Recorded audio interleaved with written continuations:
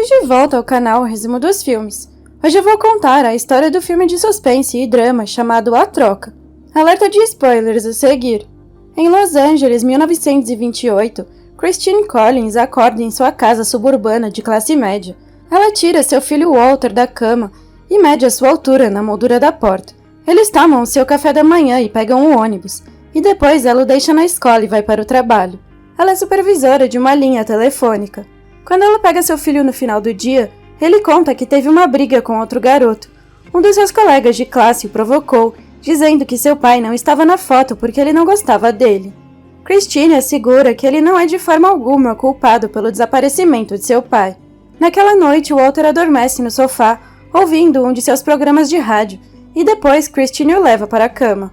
No dia seguinte, ela é chamada para o trabalho em seu dia de folga, e tem que dizer a Walter que não poderá levá-lo ao cinema, mas promete que o levará no dia seguinte. Então ela se prepara para sair e diz a ele para se comportar. Christine sai tarde do trabalho, tendo havido muitos problemas para resolver durante o turno, e seu gerente lhe oferece uma promoção. Ela perde seu ônibus para casa e tem que ir andando. Quando ela chega em casa, Walter não está em lugar nenhum. Ela anda pelas ruas do bairro perguntando às crianças locais se elas o viram, mas ninguém sabe de nada. Christine chama a polícia para comunicar o desaparecimento do seu filho, mas eles dizem que é política do departamento não registrar o caso de uma pessoa desaparecida, até que ela esteja desaparecida há 24 horas. Ela implora por ajuda, mas eles dizem que não há nada que possam fazer até o dia seguinte.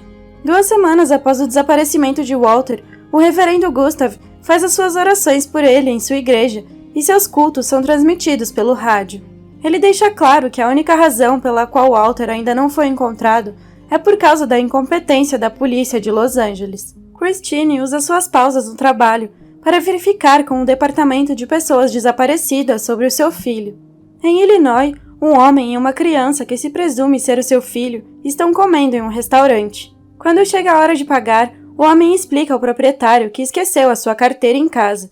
Ele diz que vai demorar apenas 10 minutos para buscá-la e que seu filho vai ficar no restaurante como garantia. Se ele não estiver de volta em 10 minutos, o proprietário poderá chamar a polícia. Depois de várias horas sem o retorno do homem, é exatamente isso que o proprietário faz. Em seguida, a polícia aparece no trabalho de Christine para informá-la que encontrou seu filho e vai levá-la à estação de trem para encontrá-lo. Christine passa correndo pela imprensa na plataforma para esperar Walter, mas quando ela se encontra cara a cara com o menino, ela percebe que ele não é filho dela. Ela tenta explicar isso à polícia, mas eles tentam convencê-la de que ela está apenas em choque e que o menino passou por muitas mudanças devido ao seu recente trauma. Depois eles tentam convencê-la a levá-lo para casa e ver como ela se sente em algumas semanas. Christine leva o garoto para casa e lhe dá o jantar. Ela o deixa sozinho para tomar banho, mas o garoto escorrega e ela se apressa para ver se ele está bem. Então ela percebe que, ao contrário de Walter, este menino é circuncidado, e o puxa para fora da banheira e o leva até a moldura da porta, onde ela mantinha um registro da altura de seu filho. Este rapaz é 3 polegadas mais baixo que o Walter na última vez que ela o mediu. Ela retorna à delegacia no dia seguinte para confrontá-los com suas provas, mas eles se recusam a acreditar nela, e além disso se recusam a continuar procurando seu filho, porque tecnicamente já o encontraram. O capitão da polícia ainda a acusa de tentar devolver Walter ao estado, para que ela não tenha que lidar com as suas responsabilidades como mãe. Depois, a polícia envia um especialista para a casa de Christine, e quando ele chega, Christine pensa que ele está lá para ajudá-la. Mas ela logo percebe que a polícia o enviou lá para tentar explicar todas as mudanças físicas do menino. O especialista lhe diz que o crescimento da criança pode ter sido afetado por situações traumáticas, e que o homem com quem o menino estava provavelmente pode tê-lo circuncidado. Christine liga para o capitão da polícia para reclamar que o especialista fez um desfile pela vizinhança com o menino, para obter a confirmação de todos os vizinhos de que ele é filho dela. Então ela diz a ele que quer refutar o relatório de que Walter foi encontrado. Nesse momento, o menino se refere a ela como uma mãe, e ela perde a calma, jogando um prato de comida na parede e gritando com ele, dizendo que sabe que ele não é o seu filho. Naquela noite, ela vai ao quarto do menino para pedir desculpas por estar zangada mais cedo, e tenta convencê-lo a ir com ela à polícia para admitir que não é o Walter. O reverendo Gustav liga para Christine na manhã seguinte para se apresentar e perguntar se ela já leu o jornal. Ela diz que ela não leu e ele a convida para se encontrar com ele para discutir o artigo daquela manhã. Ela lê que o especialista relatou à imprensa que ele avaliou a criança, e não há dúvida de que ele é Walter Collins. O reverendo diz a Christine que acredita nela e que tudo isso é apenas um plano no departamento de polícia para evitar o constrangimento de ter errado ao encontrar o seu filho. Ele diz a ela que fez da missão da sua vida a exposição da corrupção da polícia de Los Angeles.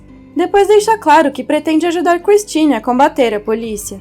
Mais tarde, Christine leva o menino ao dentista da família, e ele diz que os dentes desse menino não são os mesmos, e que eles não poderiam ter ficado assim, sem que ele fosse submetido a uma operação, o que ele pode ver claramente que o menino não fez. O dentista também concorda em colocar essa declaração por escrito e potencialmente testemunhar em tribunal. Em seguida, Christine leva o menino para a escola, onde a sua professora não o reconhece, e o menino é incapaz de lembrar onde era o seu assento designado. A professora também concorda em escrever uma declaração e testemunhar em tribunal se for o caso. Christine faz um depoimento à imprensa para que saibam que este menino definitivamente não é o seu filho e que ela tem provas físicas e vários profissionais dispostos a testemunhar. Um policial que está próximo informa ao capitão da polícia que Christine está conversando com a imprensa e o capitão exige que ela seja levada à delegacia pela entrada dos fundos. O capitão repreende Christine por tentar envergonhar o departamento de polícia na frente da imprensa e novamente a acusa de estar tentando se livrar do garoto. Ele pergunta se ela está determinada a continuar insistindo que este menino não é o seu filho. E quando ela diz que sim, ele chama várias pessoas para prendê-la e interná-la em um hospital psiquiátrico. Ao chegar lá, Christine é dolorosamente hostilizada e revistada, mas tenta convencê-los de que ela não está louca. Eles não acreditam nela e não a deixam falar com o médico ou fazer qualquer telefonema. Ela é forçada a dividir um quarto com uma mulher perturbada que não está satisfeita com a sua companhia. Enquanto isso, o detetive Ibarra é enviado a um rancho para investigar um caso em que uma criança imigrou ilegalmente para os Estados Unidos. No caminho, ele se depara com Gordon, cujo caminhão se avariou na beira da estrada. Ibarra pergunta se ele precisa de ajuda, e quando Gordon recusa, ele pede indicações para o rancho. O detetive sai de lá e Gordon parece desconfiado, então ele consegue chegar ao rancho e eventualmente encontra um menino escondido dentro dele. Quando Ibarra tenta segui-lo, o garoto o ataca e o policial o leva sob custódia. O reverendo fica preocupado quando não consegue falar com Christine para fazer um programa de rádio sobre seu filho desaparecido. Então ele manda alguém para ir vê-la e fazer um relatório para ele. Nesse momento, Gordon recebe um bilhete do Canadá. No dia seguinte, Christine vai tomar o seu café da manhã e se senta com duas mulheres que tentam dar os seus conselhos sobre como agir normalmente na ala psiquiátrica para tentar ir para casa mais rápido. Uma das mulheres, Carol, explica que é o Código 12, o código para qualquer uma das mulheres que foram colocadas lá pela polícia. Ela explica que a maioria das mulheres que estão lá por causa do Código 12 foi porque tentaram denunciar o abuso de um policial e foram retaliados. Enquanto espera para ser deportado, Sanford, o garoto que Ibarra prendeu, tem flashbacks de violência no rancho e implora para se encontrar com Ibarra para lhe contar a verdade sobre o que aconteceu.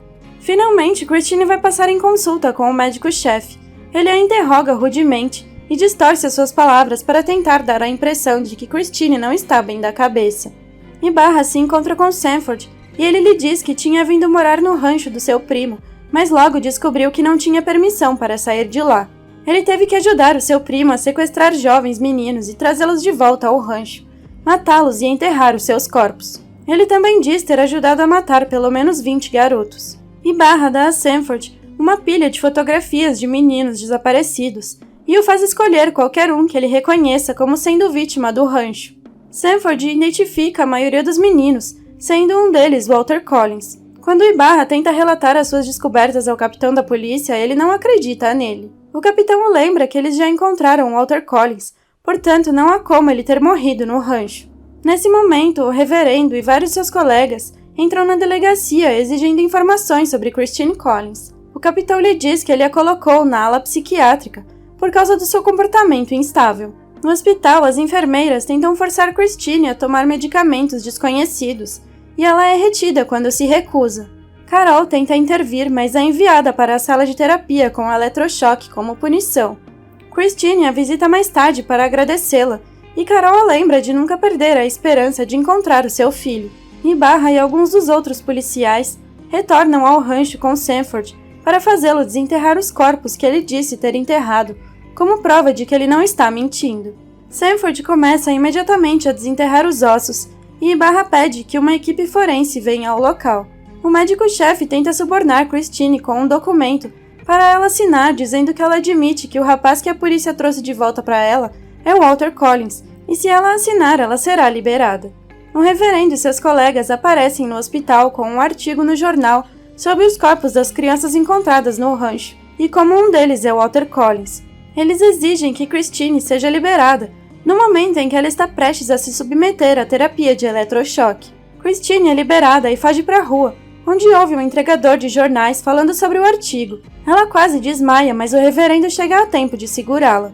O chefe da polícia se reúne com o capitão para repreendê-lo por seu descuido e dizer para aceitar Walter Collins como um dos garotos mortos encontrados no rancho, para que o público pare de fazer perguntas e toda essa situação embaraçosa seja encerrada. Ibarra interroga o menino que foi enviado para casa com Christine e depois de ameaçar mandá-lo para a cadeia por interferir numa investigação policial, ele finalmente admite que não é Walter Collins. Gordon chega à casa da sua irmã no Canadá e pergunta se ele pode ficar com ela por um tempo. Então ela concorda e ele vai lá para cima organizar as suas coisas. Enquanto isso, o marido dela chama a polícia e eles vêm prendê-lo e o levam de volta para os Estados Unidos para enfrentar o seu julgamento. O reverendo consegue que o melhor advogado do estado represente Christine em seu caso contra o estado da Califórnia. Os três retornam ao hospital com um mandado para libertar todas as mulheres que estão detidas sob o Código 12. Em seguida, o prefeito visita o chefe da polícia para repreendê-lo pelo escândalo. Ele diz que está pronto para a reeleição este ano e que precisa que toda esta confusão desapareça e sugere forçar o capitão a assumir a culpa publicamente pela situação. Fora do tribunal há um protesto maciço em apoio a Christine contra o departamento da polícia. Lá dentro eles não podem iniciar o caso porque nenhum dos membros do departamento apareceu. O advogado de Christine lhe diz que eles não apareceram porque não queriam o caso em registro público. Então ele a leva para o outro lado da rua, para onde está sendo realizado o julgamento de Gordon, que se declara inocente, dizendo não ter matado todos aqueles meninos em seu rancho. O chefe da polícia leva o falso Walter Collins, que na verdade se chama Arthur, até a estação de trem para se encontrar com a sua verdadeira mãe. Antes de entrar no trem, Arthur diz à imprensa que a polícia lhe disse que ele era Walter Collins e que a culpa não era dele. Christine confidencia ao reverendo que não acredita que Walter esteja morto e que ainda pode sentir a sua presença. Ambos os julgamentos terminam. O resultado do julgamento contra o departamento de polícia é que tanto o capitão da polícia quanto o chefe da polícia perderão os seus cargos e haverá uma mudança na política de como os cidadãos podem ser admitidos nas enfermarias psiquiátricas. Gordon é considerado culpado e condenado à morte. Antes de ser levado embora, ele diz a Christine que não matou seu filho. 2 anos depois, enquanto Christine está trabalhando, seu advogado vem visitá-la.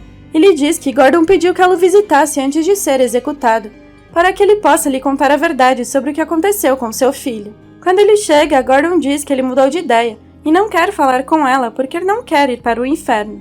Gordon é executado por enforcamento 2 dias depois. 5 anos depois, Christine é convidada para sair por alguns de seus amigos do trabalho, mas ela recusa porque tem algumas coisas para pôr em dia no escritório. Seu chefe a convida para jantar e ela também recusa, mas sugere que eles jantem na noite seguinte. Então ela recebe uma ligação da Sra. Clay, outra mulher cujo filho havia sido sequestrado e levado para o rancho. Ela lhe diz que a polícia encontrou um menino desaparecido e que ela quer que ela vá até lá para vê-lo. Christine chega lá, mas vê que o menino é o filho da Sra. Clay, David, e não Walter. Eles observam o menino sendo interrogado por Ibarra sobre o que aconteceu com ele no rancho, e ele conta como ele conseguiu escapar porque Walter e outro menino tinham feito um plano de fuga para eles. Quando David fica preso na cerca enquanto Gordon tenta vir buscá-lo, Walter decide voltar para ajudá-lo a se libertar da cerca. Todos eles fogem em direções diferentes. David está reunido com seus pais e Christine diz a Ibarra que ela acha que Walter ainda pode estar vivo. Ela diz que David não o viu morrer e que ele poderia ter tido o mesmo sucesso em fugir. O filme termina com Christine em dúvida e esperançosa de que Walter possa ter sobrevivido. Obrigada por assistir. Não se esqueça de se inscrever e deixar o seu like.